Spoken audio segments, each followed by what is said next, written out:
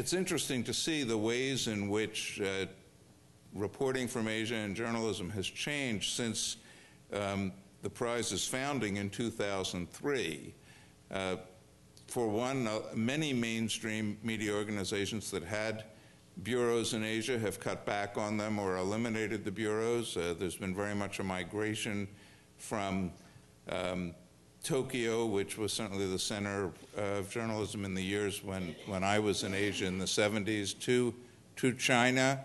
And I think most significantly at a time when traditional U.S. media in many cases have been cutting back, we've seen a flourishing of first of all, freelancers who have found that it's a great place to work, whether it's in China or with some of the publications like Bernie Krischer's Cambodia Daily that create opportunities for new outlets for journalism, and then also just a tremendous growth and improvement in some of the English language publications throughout the region.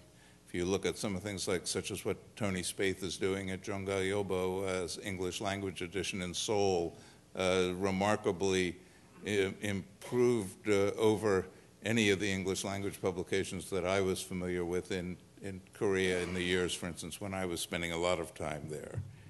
How do you analyze the forces that are improving and maybe the forces that are more retrograde?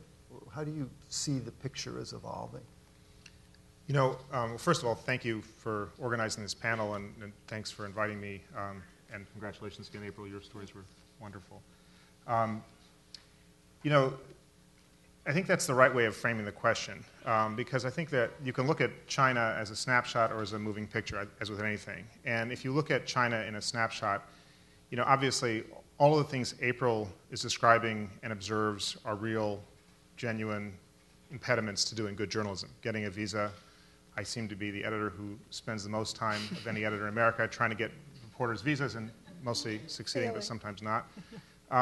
But getting a visa is critical. You know, people still have their, you have to assume that you're still being followed, that your phones and conversations are being listened to, people you talk to get interviewed after you interview them by the state security people. And yet, if you, that's the snapshot. That dynamic picture is, if you compare it to the days in the 80s when you first were there, when Adi and Dinda were there, when other journalists here probably were there, it's a far different world. I mean, people are willing to let their names be used. Reporters, our reporter, one of our reporters right now in China, Keith Richburg, has one of his assistants basically spending full time on Weibo, which is the equivalent of Twitter, just monitoring the social discourse that April was talking about. And there is a lot, the information is abundant, and that's on the that's on the political, social level. On the business or economic front, you know, when I first moved to Hong Kong in 1984, there were these Jesuits in Hong Kong. Laszlo Ladani, yeah, who worked out in Kowloon. They'd been evicted by the communists in 1949 and had gone to Hong Kong and set up camp there, and they were reporting on China, trying to get the facts right out of China. And they used to, in the late 70s, they'd go down to the Kowloon Railway, you probably know these guys, they'd go to the Kowloon Railway station, look at the grease on the axles of the trains bringing vegetables in from Guangdong and try to figure out the state of the petrochemical industry in China or something, you know. And that contrasts it's a huge contrast today with what Norm's company, Bloomberg, does. I mean, they probably have people dedicated to covering the state of the petrochemical industry in China today. There's vastly more information, and the society is vastly more open, and reporters have way more access. But that's not in any way to say it's easy. And in fact, I sense, and maybe people closer to it like April will be able to affirm this, but I sense that there's in fact a closing down of access, that, you know, China is getting impatient with the ways of journalists. And I guess that would be my picture. I'm Bill Armbruster, a freelance journalist. I wanted to ask, how serious is the repression of journalists in China today? How does it compare with, say, 10, 20, 30 years ago? Chinese journalists, you mean? Yes, Chinese journalists. It's, I would say it's a lot more sophisticated. There are, you know, for example, it's financial. It's not, journalists aren't getting put in jail for stories, but their publishers are being fined to the point where they have to shut down. So it's different, but probably just as just as strict as it was 15 years ago. I thought it was an amazing story for Americans also because, if I could be just a teeny bit sentimental for a moment, it's not every day that we necessarily get to feel so great about our country. The fact that when a blind Chinese dissident is being chased by thugs with truncheons, that he runs to the embassy of my country makes me proud. And it was a great story for Americans to know and to hear.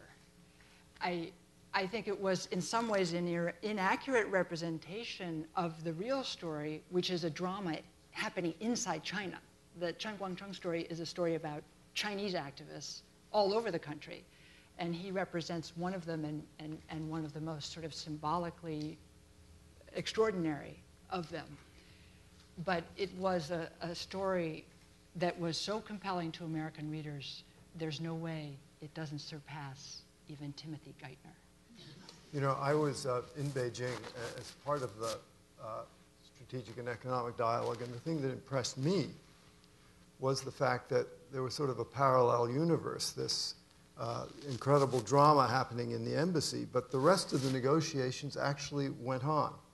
And what that suggested to me was that both sides had decided to be rather calm, not exaggerate, not play it up to the hilt and put fingers in the eyes of the others. And actually, I think in a rather businesslike manner, they worked out the dilemma. Yeah.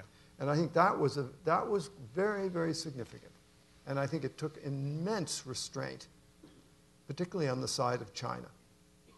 And as you note that at one point, Mitt Romney kind of skidded out, lost restraint, and called this a dark day for freedom on the basis of nothing. And then he actually recanted, to his credit.